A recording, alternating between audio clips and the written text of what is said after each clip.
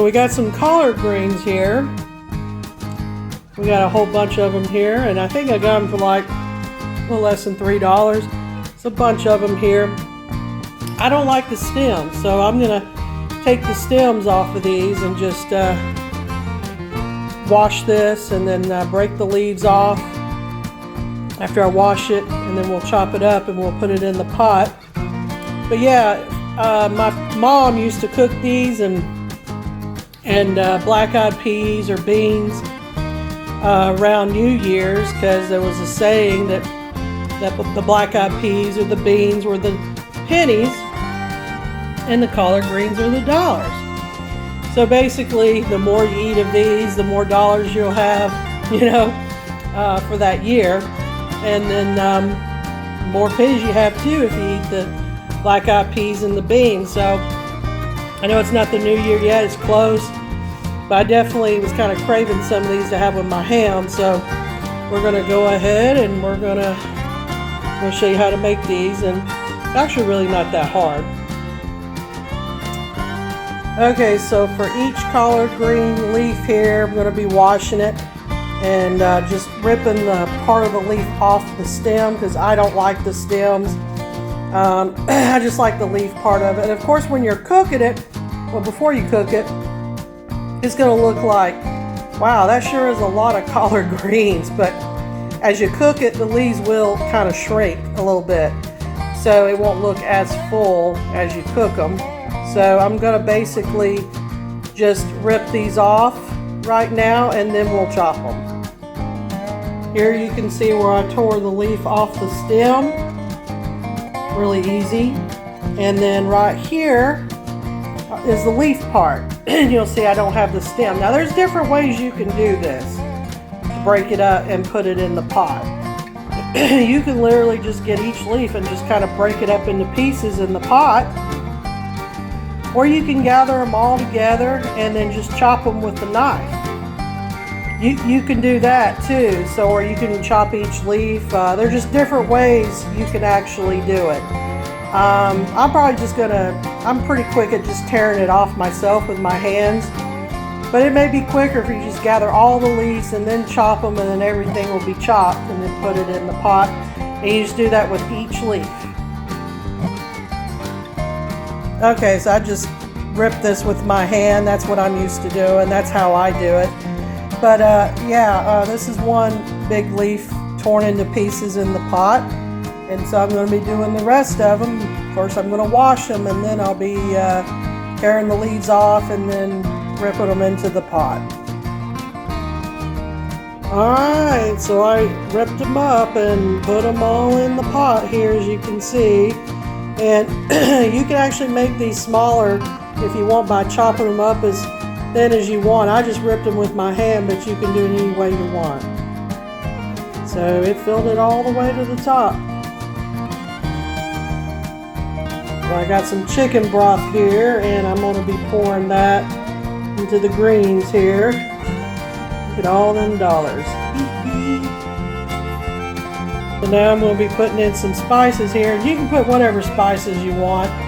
I'll put some onion powder, garlic powder, salt, black pepper, some taco seasoning. And I'll put a little bit of olive oil in there. So now I'm going to put a little bit of apple cider vinegar in it, a little bit of soy sauce, and a little bit of balsamic vinegar. I just love balsamic vinegar. So I'm going to put that in the greens.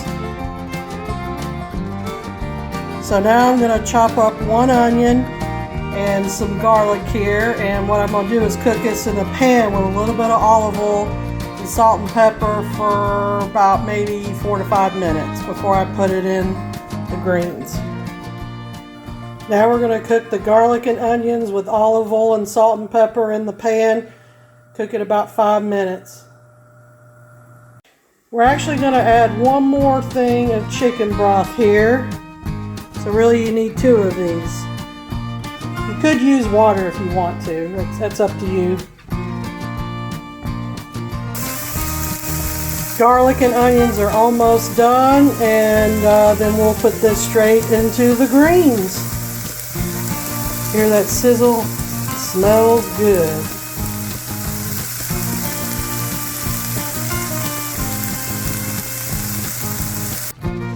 We got the garlic and the onions and the greens here. So the next thing is going to be cooked bacon pieces. So we're going to put some bacon in the greens.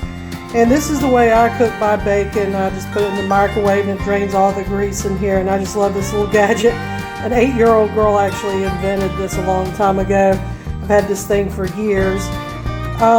So usually I cook it around 3 minutes, give or take, in the microwave. And so I'll let the grease drain, and then I'll break it up into pieces into the greens.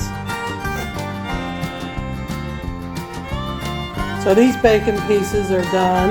It was about 3 minutes, maybe a few more seconds, and I added to the microwave. And you can see all that grease. Look at all that grease that drained.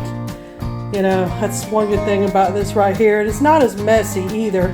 And I'll put this grease in a big pickle jar, basically, and then throw it away. But I'm actually going to cook more bacon than this to put in the greens. But I'm going to let this drain the grease, and then I'm going to break it into pieces and put it in my greens is what I'm going to do here. But don't you just love this gadget?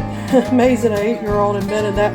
Her dad might have helped her, I'm not really sure, but you can actually use this bacon grease too and put some of that to make gravy, or you can actually put it in the greens too. I already put a little bit of olive oil, but I'm actually put a little bit of this in there to give it a little more flavor too.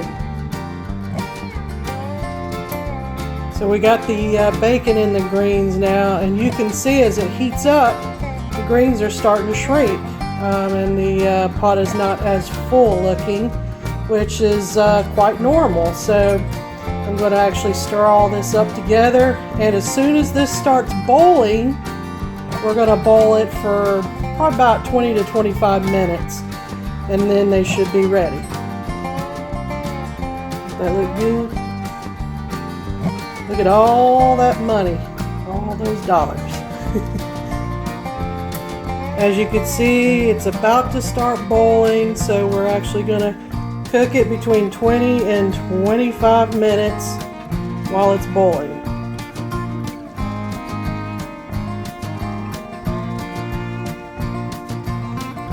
The greens are done,